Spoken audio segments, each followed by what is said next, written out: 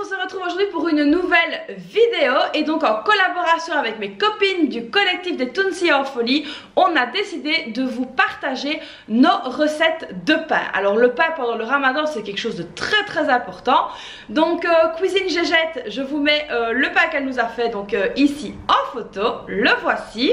Il a l'air super appétissant. Et donc ici dans le petit, je ne sais jamais ici ou ici, je vous mets donc le lien de sa chaîne pour aller voir les détails de sa recette en vidéo. Nous avons donc la chaîne 1, 2, 3 au plat. Voici donc sa recette de pain qui a l'air succulente. Je vous mets donc le lien de sa chaîne dans le petit i.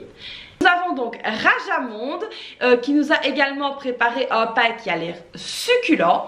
Donc voici sa photo. Et évidemment dans le petit i, je vous mets le lien de sa chaîne. Alors moi comme pain aujourd'hui, j'ai décidé de vous préparer un pain qui est relativement facile. On appelle ça maklouha. Donc c'est un pain qui est vraiment très facile à réaliser, que ce soit au robot ou à la main. Moi pour plus de facilité, je le fais au robot, mais vous pouvez très bien le faire à la main. Allez, c'est parti, on part en cuisine. Alors pour réaliser cette recette, il vous faudra 500 g de farine. Moi ici je prends de la farine blanche, mais vous pouvez mélanger moitié farine blanche, moitié farine complète, ça ne pose aucun problème. 350 ml d'eau tiède, une cuillère à soupe de levure boulangère, une cuillère à soupe de sucre, une cuillère à café et demie de sel, 5 cuillères à soupe d'huile d'olive. Moi je prépare donc la pâte au robot avec le pétrin. Vous aurez également besoin, c'est facultatif mais pour plus de facilité, d'un ramasse-pâte et d'un grand plat. Alors pour commencer, donc moi je viens toujours verser l'eau en premier. Donc je verse l'eau dans le bol du robot. Puis ensuite je viens mettre la levure d'un seul coup, le sucre, le sel,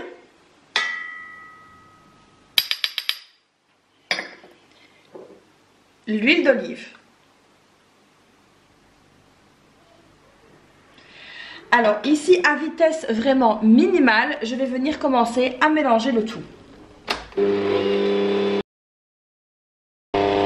Alors ici donc là c'est en train de mélanger à la vitesse vraiment minimale. Je vais venir donc mettre le couvercle et augmenter la vitesse. Et donc petit à petit je vais commencer à venir y mettre la farine.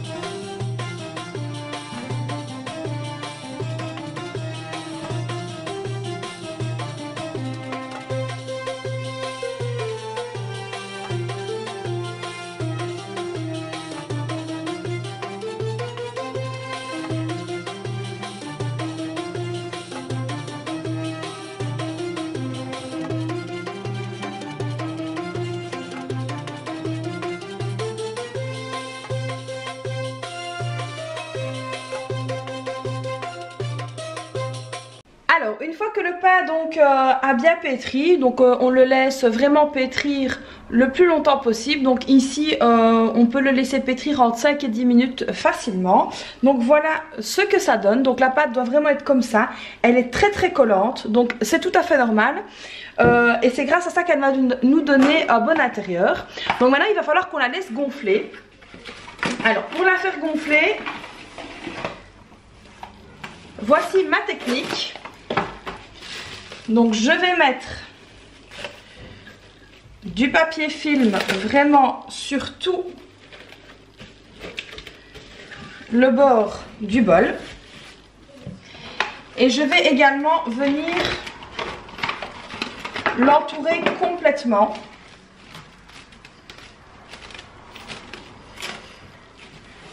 Comme ceci, vraiment pour éviter que l'air ne passe. Donc ici voilà, je fais plusieurs tours. Alors je sais c'est pas très écolo, mais c'est la seule manière d'avoir vraiment la sécurité que l'air ne passe pas dans le bol. Donc voilà, une fois qu'on a bien fait tout le tour, on vient le couper.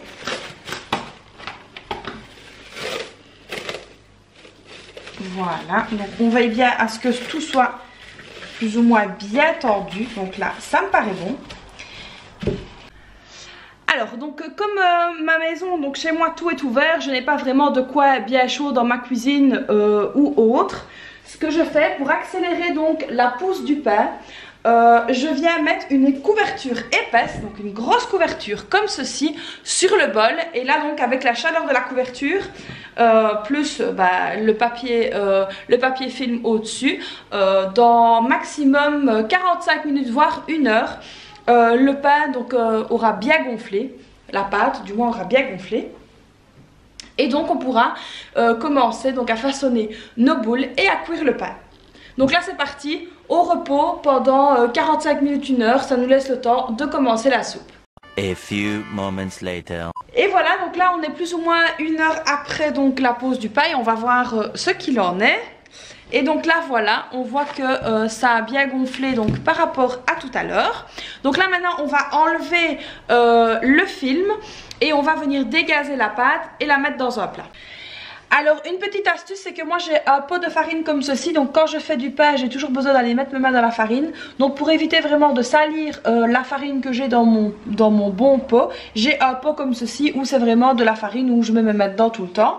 Donc il faut commencer par bien fariner le bas du plat.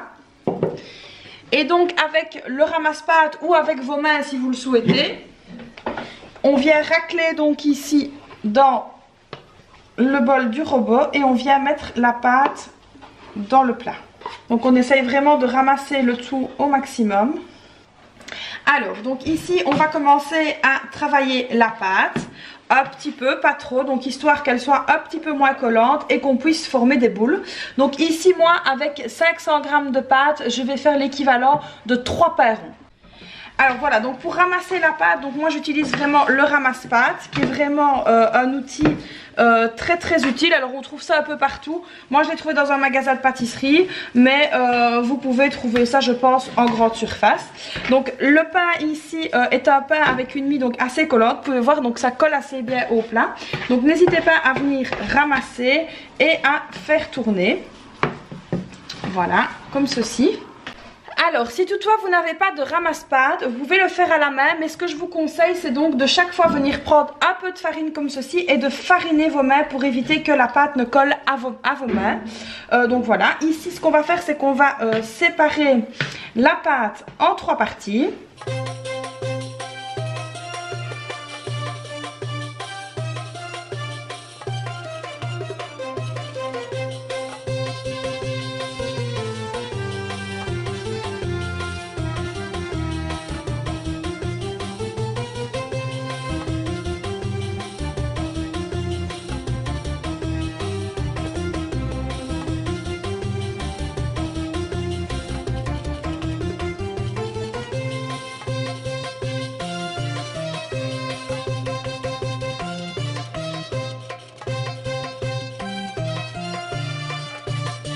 Alors voilà, donc ici avec le ramasse-pâte, donc j'ai fait 3 parts plus ou moins égales, donc ce sera vraiment nos 3 pains.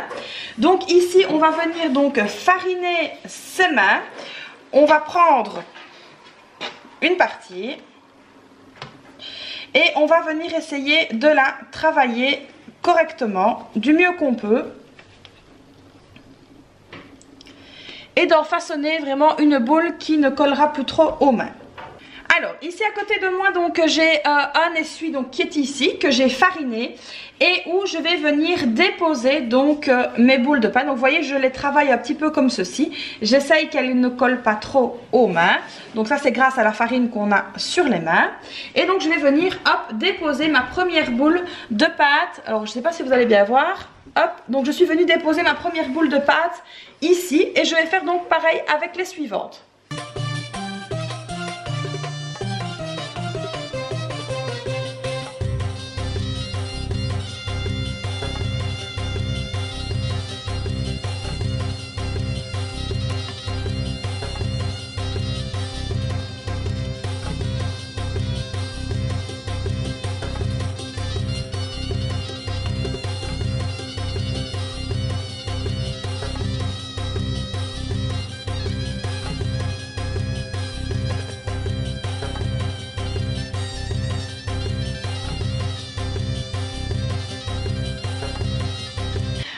voilà, donc là je suis venue donc déposer mes 3 pains donc sur l'essuie qui est fariné. Donc vous pouvez voir j'ai de la pâte à pain un petit peu sur les doigts et de la farine.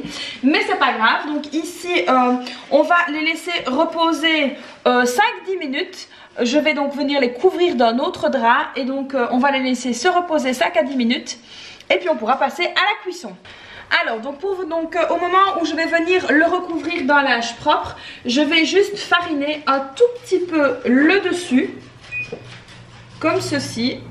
Voilà, l'excédent je le remets sur l'essuie et je viens remettre l'essuie au-dessus des pains et donc voilà, c'est parti pour 5 à 10 minutes. Alors donc pour la cuisson ici c'est très facile. Donc on va venir prendre un pain. On va venir le mettre dans la poêle et on va venir vraiment l'aplatir comme ceci. Essayez qu'il ait une forme bien ronde. Donc on ne met rien dans la poêle. Donc moi ici c'est une poêle anti-adhésive que j'avais achetée chez Action. Je crois qu'elle ne m'avait même pas coûté 5 € et franchement c'est vraiment le top pour le pain. Donc elle a un bon diamètre. Je ne vais pas vous dire exactement le diamètre mais ça je peux la mesurer pour vous dire ça. Donc on vient bien aplatir le pain comme ceci. Dans toute la poêle, voilà, comme ça. Alors il est important aussi de bien appuyer partout, donc pour que la cuisson soit homogène. Donc voilà, on vient bien appuyer partout ici. Donc comme il y a un petit peu de farine en dessous, le pain ne colle pas en fait, vu que c'est une poêle anti-adhésive. Donc surtout n'ajoutez pas de matière grasse, je vous le déconseille. Et donc voilà, maintenant on peut le laisser cuire. Alors là si vous voyez bien, j'espère que vous allez bien voir, donc on voit des espèces de petites bulles comme ça qui viennent de se former sur le pain. Donc là ça veut dire que le pain commence à être cuit. Donc c'est à ce moment là que je vais venir donc le retourner. Et là on peut voir que ce côté là est vraiment bien cuit. Donc on vient appuyer comme ceci à la spatule ou à la main comme vous voulez. Faites juste attention de ne pas vous brûler. Donc on vient bien appuyer comme ceci à la spatule. On va encore le laisser cuire ici quelques minutes et puis on viendra cuire les côtés. Je vous montrerai également une petite astuce. Donc voilà, alors là ça commence à sentir le bon pain. De fait il est bien cuit de l'autre côté. Voilà, donc ici, alors moi je prends une petite spatule, alors hop, comme ceci, voilà, vous verrez mieux. Donc là je prends une petite spatule comme ceci et je viens faire tourner le pain comme ceci sur la poêle pour vraiment que les côtés soient cuits également. Donc voilà, je le fais tourner pour vraiment cuire les côtés, que les côtés ne soient pas crus quoi. Donc voilà, donc on peut le voir ici comme ceci et l'autre côté comme ceci et je peux vous assurer que ça sent vraiment très bon. Donc là c'est parti, on va faire la même chose avec les autres pains. Alors une petite astuce également, une fois que vous avez terminé avec la poêle, simplement avec un Scottex, on vient donc ramasser l'excédent de farine qu'il y a dans la poêle. Et donc c'est parti, on continue. Et voilà donc le résultat de mes pains. Donc on a un pain qui est bien moelleux avec 500 g de farine comme je vous l'ai dit. Moi je fais donc 3 pains. Alors je vais vous montrer l'intérieur. Là, en faisant attention parce qu'il est encore chaud. Et donc voilà, donc on voit ici qu'il est bien cuit, il a une belle mie, il est vraiment très bon. Alors il sent divinement bon. Donc nous on a assez avec 3 pains comme ceci donc par repas du soir. Donc voilà, j'espère que cette recette vous aura plu. N'hésitez pas à vous abonner à la chaîne si ce n'est pas déjà fait. N'hésitez pas également à me lâcher des petits pouces bleus, à me laisser également un petit commentaire. Et comme je vous l'ai dit en début de vidéo, n'oubliez pas d'aller voir les autres recettes donc dans le cadre du collectif des Tounsies en folie, donc chez Cuisine Gégette, chez Rajamonde et chez 1, 2, 3 au plat. Donc on vous a toutes les 4 en collaboration préparé chacune notre recette de pain fétiche. Donc voilà, je vous dis à très vite pour une nouvelle vidéo et je vous souhaite bon appétit.